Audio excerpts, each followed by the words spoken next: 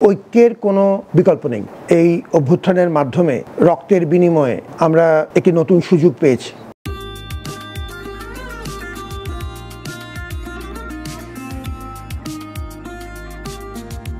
প্রথমত ছাত্র জনতার এই যে অভ্যুত্থান, এটির 1 বছর পূর্তির কাছাকাছি আমরা এসেছি।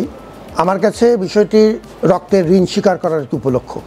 বহু মানুষের রক্তের বিনিময়ে আমাদের সামনে একটা সুযোগ তৈরি হয়েছে, সম্ভাবনা তৈরি হয়েছে, অনেক বড় চ্যালেঞ্জও আছে।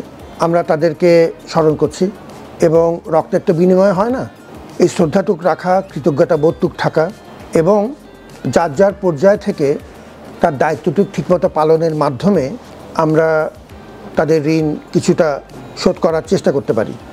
আমি একজন শিক্ষক, আমার শিক্ষকতা তো ভালোভাবে করা, আপনি একজন সাংবাদিক হিসেবে আপনার দায়িত্ব ঠিকমতো পালন করা, যার যার পর্যায় থেকে আমরা দেশকে ভালোবেসে দায়িত্বটুকু পালন করা, এটাই আমার কাছে মনে হয় যে তাদের প্রতি সম্মান জানানোর একটি বড় উপায়।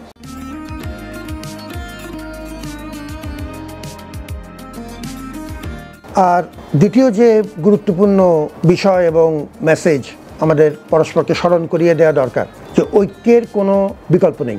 আমরা দেশের প্রকৃত অর্থে একটি ক্রান্তি লগ্নে এই অভ্যুত্থানের মাধ্যমে রক্তের বিনিময়ে আমরা একটি নতুন সুযোগ পেয়েছি এবং সেই সুযোগ তৈরি হয়েছিল কারণ আমরা একসাথে হতে পেরেছিলাম। পাবলিক বিশ্ববিদ্যালয়, প্রাইভেট বিশ্ববিদ্যালয়, আঞ্চলিক বিশ্ববিদ্যালয়, কেন্দ্রীয় বিশ্ববিদ্যালয়, আপামর মানুষ, কৃষক, শ্রমিক, জনতা, তাদের ভিতর সমস্ত ভেদাভেদ ভুলে আমরা একসাথে হতে পেরেছিলাম এবং সেজন্যই আল্লাহর রহমত এবং মানুষের শক্তিতে আমরা একটা কাঙ্ক্ষিত ফলাফল পেয়েছিলাম। ঐক্য বিনষ্টের বিভিন্নমুখী ষড়যন্ত্র, বিভিন্ন রকম চেষ্টা হচ্ছে, আমরা সবাই সেটা জানি। এ বিষয়ে সচেতন থাকা দরকার। পরস্পরের হাত ধরে রাখা এই সময়ে সবচেয়ে গুরুত্বপূর্ণ এবং বিশেষ করে এখন আমরা গণঅভ্যুত্থানের বার্ষিকীর দিকে যাচ্ছি, আমাদের পরস্পরকে স্মরণ করিয়ে দেওয়া দরকার যে ঐক্য বিনষ্টের পরিণতি কী হতে পারে।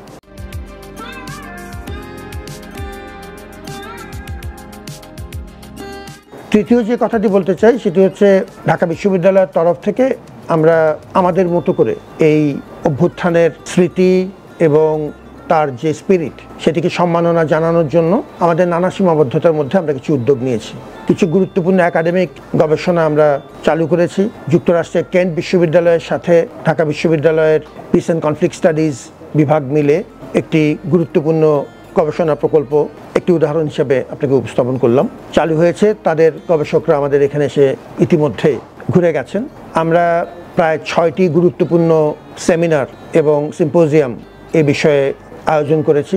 শহীদদের স্মৃতির সরাসরি স্পেসিমেন সহ তাদের ব্যবহৃত কাপড় চোপড় এবং কিছু ব্যক্তিগত জিনিস আমরা আমাদের সংগ্রহশালায় সংগ্রহ করেছি এবং আগামী মাসেই আমরা এই ডাকসুতে যে নতুন আমরা একটি সংগ্রহশালা তৈরি করছি জুলাই স্মৃতি সংরক্ষণের জন্য, সেটি আমরা চালু করব এবং আমাদের আলটিমেট যে পরিকল্পনা এই সংগ্রহশালাকে একটি পূর্ণ মিউজিয়ামে রূপান্তর করা। আমরা আমাদের মতো করে আহত শিক্ষার্থীদের নিয়মিত যোগাযোগ রেখেছি, কিছু আর্থিক সহায়তার ব্যবস্থা করেছি।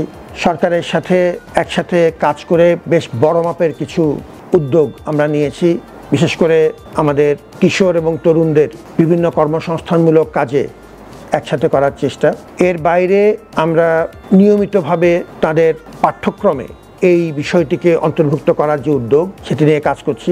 অ্যাক্রেডিটেশন কাউন্সিলের সাথে আমাদের কথা হয়েছে, IQACর মাধ্যমে আমরা এটিকে একটি প্রাতিষ্ঠানিক রূপ দেওয়ার চেষ্টা করছি।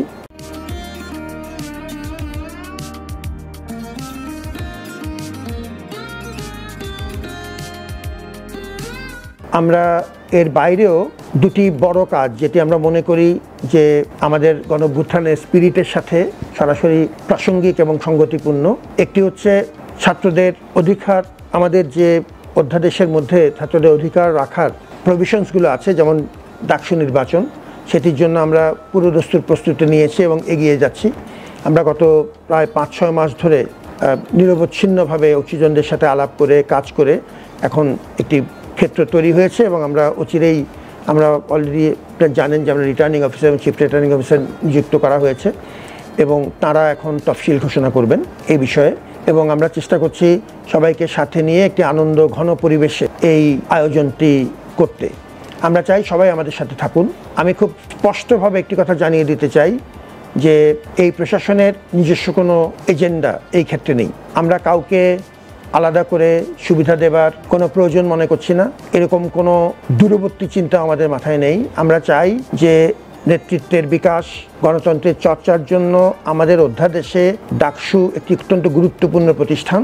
এটি বহু বছর এই নির্বাচন করা সম্ভব হয়নি। এর আগেও যে নির্বাচনগুলো হয়েছে কোনো কোনো ক্ষেত্রে ছাত্রদের গুরুতর অভিযোগ ছিল রাজনৈতিক বিভিন্ন প্রেক্ষাপট থেকে, এবং নিরপেক্ষতার যে ঘাটতি সেটি নিয়ে অনেক আলাপ হয়েছে।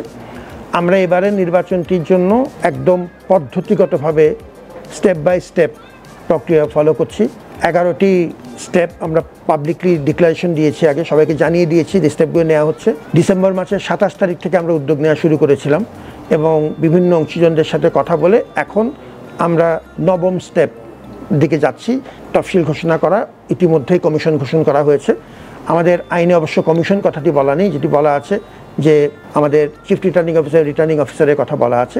নির্বাচন অফিসের কার্যক্রম এখন চূড়ান্ত পর্যায়ে আছে এবং তারা তফসিল ঘোষণা করবেন। আমরা আইনশৃঙ্খলা রক্ষাকারী বাহিনীর সাথে নিয়মিত যোগাযোগ রাখছি, ছাত্রদের সাথে নিয়মিত যোগাযোগ রাখছি এবং আমাদের যে সক্রিয় সংগঠন, যারা ছাত্র সংগঠনগুলো ক্যাম্পাসে আছে, তাদের সাথে কমিশন কথা বলবে এবং আলাপের ভিত্তিতে আমরা সবাইকে সাথে নিয়ে এই কাজটি আনন্দের সাথে করতে চাই।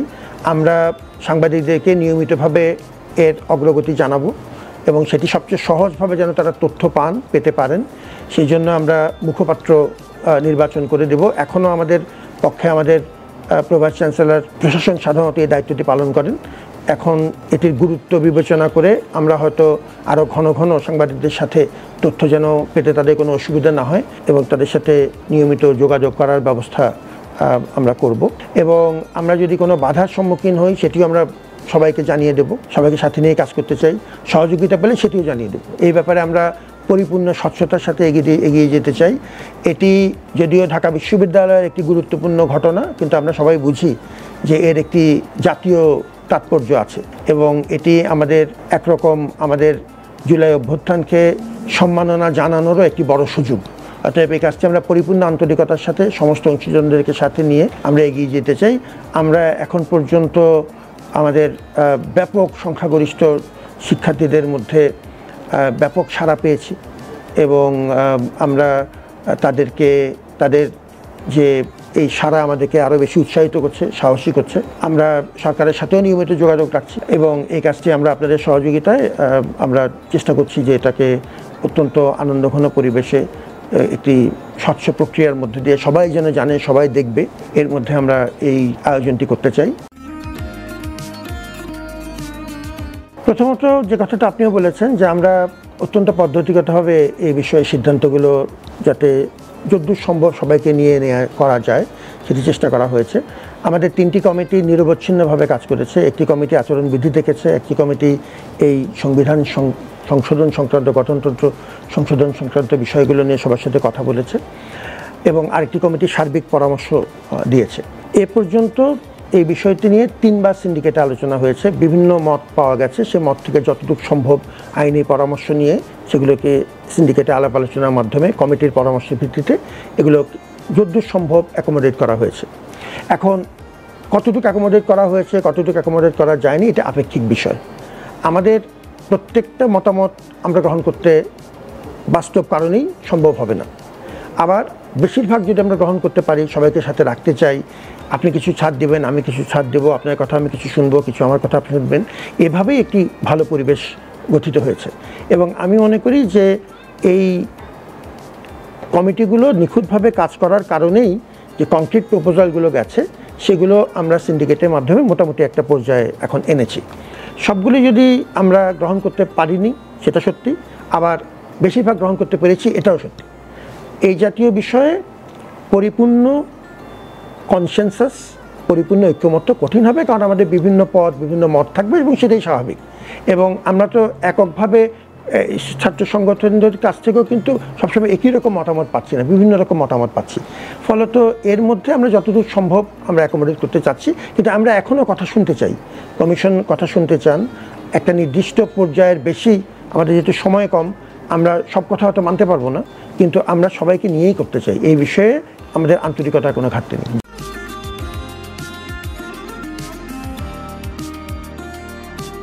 আমরা কিছু গুরুত্বপূর্ণ অবকাঠামোগত কিছু কাজ, চাইনিজ সরকারের সাথে আমাদের মেয়েদের জন্য একটি বিশেষ হল নির্মাণের কাজ একদম চূড়ান্ত পর্যায়ে আছে।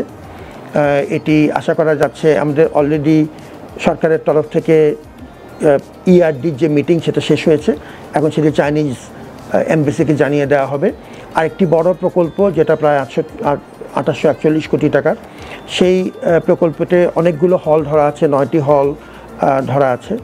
এর কিছু বিশেষায়িত ল্যাবরেটরির ব্যবস্থা আছে, কিছু আবাসনের ব্যবস্থা আছে এবং বেশ কিছু আমাদের ইনকিউবেশন সেন্টার সহ ইন্ডাস্ট্রি একাডেমিয়া কোলাবোরেশনের কিছু ব্যবস্থা আছে। এই কাজটি এখন একনেকের জন্য অপেক্ষাধীন। একনেক মিটিং হয়ে গেলে, আমাদের যে জাতীয় অর্থনৈতিক কমিটি, এক্সিকিউটিভ কমিটি, সেই মিটিংটি হয়ে গেলে সেই কাজটি আমরা শুরু করব। এই সবগুলো কাজকে আমরা মনে করি যে আমাদের এই জুলাই অভ্যুত্থানের যে মূল চেতনা, তাকে সম্মাননা জানানোর একটি বড় সুযোগ, এবং আমরা কি সেই স্পিরিটকে মাথায় রেখে এগিয়ে যাচ্ছি। এবং ঢাকা বিশ্ববিদ্যালয় সর্বজনতার বিশ্ববিদ্যালয়, এটা আমরা খুব আন্তরিকভাবে বিশ্বাস করি। যে কোনো কার পরামর্শ আমরা গ্রহণ করতে চাই এবং আমরা সর্বোচ্চ স্বচ্ছতার সাথে সমস্ত তথ্য সবাইকে জানিয়েই এই কাজটি আদায় করতে চাই।